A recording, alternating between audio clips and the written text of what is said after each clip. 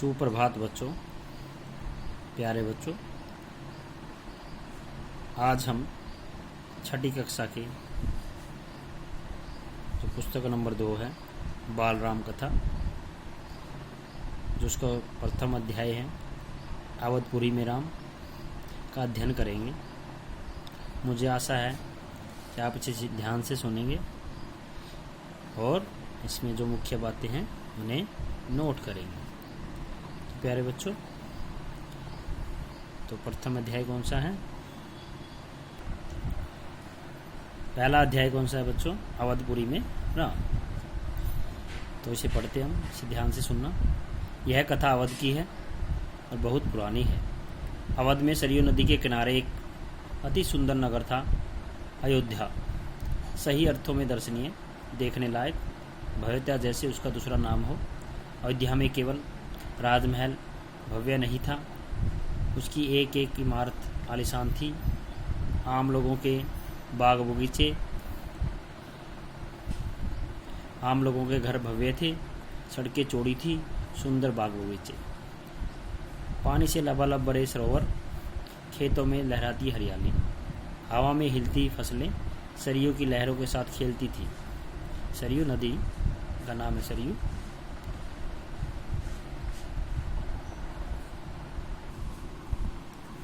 अयोध्या हर तरह से संपन्न नगरी थी। संपन्नता कोने अंतरे तक बिखरी हुई थी। सभी सुखी, सब समृद्ध। दुख और विपन्नता को अयोध्या का पता भी मालूम नहीं था, या उन्हें नगर की सीमा में प्रवेश की अनुभूति नहीं थी। पूरा नगर विलक्षण था, अद्भुत और मनोरम। उसे ऐसा होना ही था। वह कौशल राज्य की राजधानी था। राजा दशरथ वहीं रहते थे। उनके राज में दुख का भला क्या काम।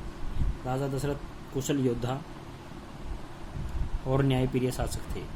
महाराज अज के पुत्र, महाराज रघु के वंशज, रघुकुल के उत्तराधिकारी। रघुकुल की रीति नीति का प्रभाव हर जगह दिखाई देता था। सूक्ष्म समृद्धि से लेकर बात व्यवहार तक लोग मर्यादाओं का पालन करते थे, सदाचारी थे, पवित्रता और शांति हर जगह थी, नगर में भी, लोगों के मन में भी। राजा दशरथ यशस्वी थे, उन्हें किसी चीज की कमी नहीं थी। राज सुख था, कमी होने का प्रश्न ही नहीं था। लेकिन उन्हें एक दुख था, छोटा सा दुख, मन के एक कोने में छिपा हुआ। वह रह रहकर उभर आता था, उन्हें सालता रहता था। उनकी कोई संतान नहीं थी। आयु लगातार बढ़ती जा रही थी। उनकी 3 रानियां थीं, कौशल्या, सुमित्रा और कैकेयी। रानियों के मन में भी बस यही एक दुख था, संतान की कमी। जीवन सूना सूना लगता था। राजा दशरथ से रानियों की बातचीत प्रायः इसी विषय पर आकर रुक जाती थी। राजा दशरथ की चिंता बढ़ती जा रही थी। बहुत सोच विचार कर महाराज दशरथ ने इस संबंध में वशिष्ठ मुनि से चर्चा की। उन्हें पूरी बात विस्तार से बताई। रघुकुल के अपने उत्तराधिकारी के बारे में अपनी चिंता जताई। मुनि वशिष्ठ राजा दशरथ की चिंता समझते थे। उन्होंने दशरथ को यज्ञ करने की सलाह दी, पुत्रेष्ठी यज्ञ। महर्षि ने कहा, आप पुत्रेष्ठी यज्ञ करें, महाराज आपकी इच्छा अवश्य पूरी होगी।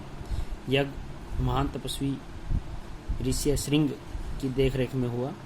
पूरा नगर उसकी तैयारी में लगा हुआ था। यज्ञशाला सरयू नदी के किनारे बनाई गई। यज्ञ में अनेक राजाओं को निमंत्रित किया गया। तमाम ऋषि मुनि पधारे। शंख ध्वनि और मंत्रोच्चार के बीच एक एक कर सबने आहुति डाली। अंतिम आहुति राजा दशरथ की थी। यज्ञ पूरा हुआ। अग्नि के देवता ने महाराज दशरथ को आशीर्वाद दिया। कुछ समय बाद दशरथ की इच्छा पूरी हुई। 3 रानियां पुत्रवती हुई। महारानी कौशल्या ने राम को जन्म दिया। चैत्र माह की नवमी के दिन रानी सुमित्रा के 2 पुत्र हुए, लक्ष्मण और शत्रुघ्न। रानी कैकेयी के पुत्र का नाम भरत रखा गया। राजमहल में खुशी छा गई। नगर में बधाइयां बजने लगी, मंगल गीत गाए गए। हर ओर खुशी, उत्सव और जैसा दृश्य। राजा दशरथ प्रसन्न थे, उनकी मनोकामना पूरी हुई। प्रजा प्रसन्न थी कि दशरथ की चिंता दूर हुई। नगर में बड़ा समारोह आयोजित किया गया। धूमधाम से आयोजन में दूर दूर से लोग आए। राजा दशरथ ने सबको पूरा सम्मान दिया। उन्हें कपड़े, अनाज और धन देकर विदा किया। चारों राजकुमार धीरे धीरे बड़े हुए। वे बहुत सुंदर थे, सुदर्शन, साथ खेलने निकलते तो लोग उन्हें देखते रह जाते। आंखें उनसे हटती ही नहीं थी। चारों भाइयों में आपस में बहुत प्रेम था। वे बड़े भाई राम की आज्ञा मानते थे। खेल कूद में लक्ष्मण का पराया राम के साथ रहते। भरत और शत्रुघ्न की एक अलग जोड़ी थी। और बड़े होने पर राजकुमारों को शिक्षा दीक्षा के लिए भेजा गया। उन्होंने कुशल और अपनी विद्या में दक्ष गुरुजनों से ज्ञान अर्जित किया, शास्त्रों का अध्ययन किया, शस्त्र विद्या सीखी। चारों राजकुमार कुशाग्र बुद्धि थे, जल्द ही सब विद्याओं में पारंगत हो गए। राम इसमें सर्वोपरि थे। उनमें कई अन्य गुण भी थे, विवेक, शालीनता, न्यायप्रियता। राजा दशरथ को राम सबसे अधिक प्रिय थे, ज्येष्ठ पुत्र होने के कारण और इन मानवीय गुणों के कारण। राजकुमार कुछ और बड़े हुए, विवाह योग्य नगर में इसकी चर्चा होने लगी। महाराज दशरथ भी ऐसा ही चाहते थे। अपनी संतानों के लिए योग्य वधुएं परिजनों में चर्चा पहले से ही हो रही थी। बाद में पुरोहितों को भी इसमें शामिल कर लिया गया। अयोध्या का राजमहल। एक दिन ऐसी ही चर्चा चल रही थी, गहन मंत्रणा। तभी एक द्वारपाल घबराया हुआ अंदर आया। उसने सूचना दी कि महर्षि विश्वामित्र पधारे हैं। महाराजा दशरथ तत्काल अपना आसन छोड़कर खड़े हो गए। द्वार की ओर बढ़े। महर्षि की अगवानी करने उन्हें लेकर दरबार में आए। विश्वामित्र को ऊंचा आसन दिया गया। विश्वामित्र कभी स्वयं राजा थे, बहुत बड़े और बलशाली। बाद में अपना राजपाट छोड़ दिया, संन्यास ग्रहण कर लिया, जंगल चले गए। वहीं उन्होंने अपना आश्रम बनाया। उसे उन्होंने सिद्धाश्रम नाम दिया। महर्षि के स्वागत सत्कार के बाद दशरथ ने कहा, महर्षि आज्ञा दे, मैं आपकी क्या सेवा कर सकता हूँ? आप अपने मन की बात कहिए, आपकी आज्ञा का पूरी तरह पालन होगा। राजन, मैं तो जो मांगने जा रहा हूँ उसे देना आपके लिए कठिन होगा। आप आज्ञा दीजिए। महर्षि, मैं उसे पूरा करने के लिए तत्पर हूँ, बिल्कुल नहीं हिचकूंगा। मैं सिद्धि के लिए एक यज्ञ कर रहा हूँ। अनुष्ठान लगभग पूरा हो गया है, लेकिन 2 राक्षस उसमें बाधा डाल रहे हैं। मैं जानता हूँ कि उन राक्षसों को केवल एक ही व्यक्ति मार सकता है, वह राम है। आप अपने ज्येष्ठ पुत्र को मुझे दे दें ताकि यज्ञ पूरा हो। विश्वामित्र ने कहा। दशरथ पर जैसे बिजली गिर पड़ी। वह अचकचा गए। उन्होंने उम्मीद ही नहीं थी कि मुनिवर उनसे राम को मांग लेंगे। उनके ज्येष्ठ पुत्र, उनके सबसे प्रिय दशरथ चिंता में पड़ गए। विश्वामित्र दशरथ की दुविधा समझ रहे थे। उन्होंने कहा, मैं राम को केवल कुछ दिनों के लिए मांग रहा हूँ, यज्ञ 10 दिन में संपन्न हो जाएगा। महाराजा दशरथ दुखी हो गए, पुत्र वियोग की आशंका से कांप उठे। दरबार में सन्नाटा छा गया। दशरथ की दशा देखकर मंत्री चिंतित थे पर चुप थे। महर्षि वशिष्ठ शांत थे। इतने में दशरथ कांप कर बेहोश हो गए। होश आया तो डर में उन्हें फिर जकड़ दिया। मूर्छित होकर दोबारा फिर गिर पड़े।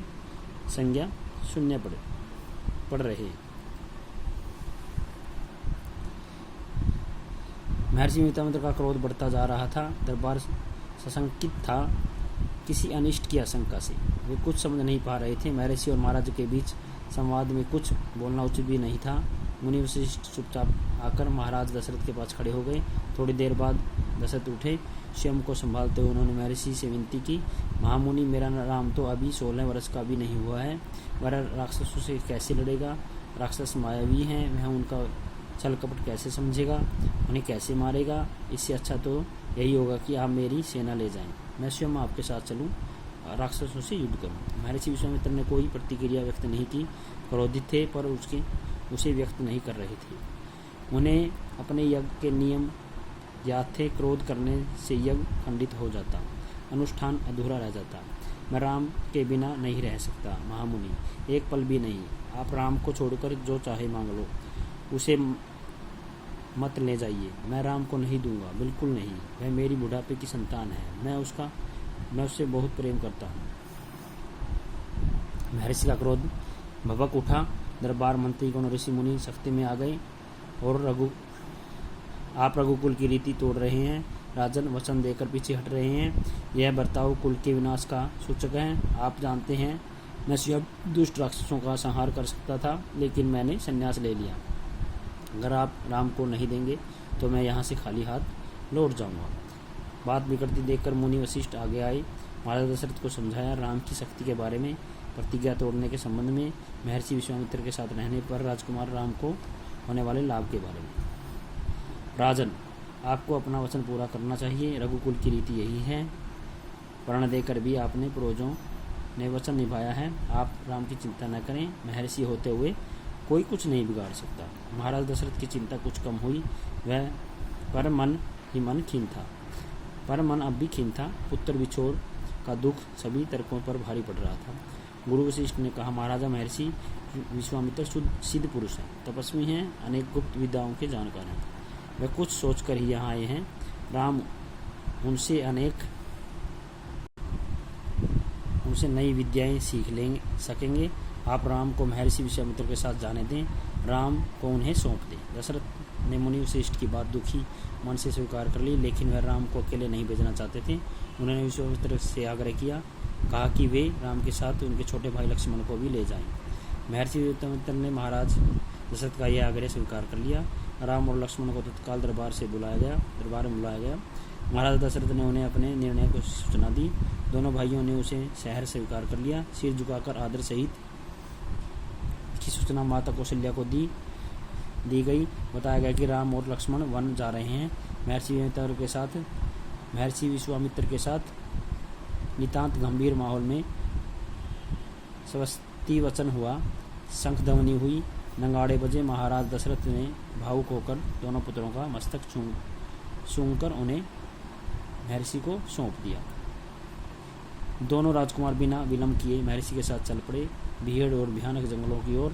विश्वामित्र आगे आगे चल रहे थे, राम उनके पीछे थे। लक्ष्मण राम से 2 कदम पीछे, अपने धनुष संभाले हुए, पीठ पर तुणीर बांधे, कमर में तलवार लटकाए। तो प्यारे बच्चों, ये हमने बाल राम कथा का पहला अध्याय पूरा कर लिया। और मुझे आशा आप इसे ध्यान से एक बार घर पे भी पढ़ लेंगे, और इसमें जो मुख्य बिंदु हैं, मुख्य जो बातें हैं, उन्हें पेंसिल से अंडरलाइन करेंगे, और इसमें जो प्रश्न बनते हैं उन्हें रफ नोटबुक में लिखने की कोशिश भी करेंगे। तो प्यारे बच्चों, आज के लिए इतना ही। आपका बहुत बहुत धन्यवाद।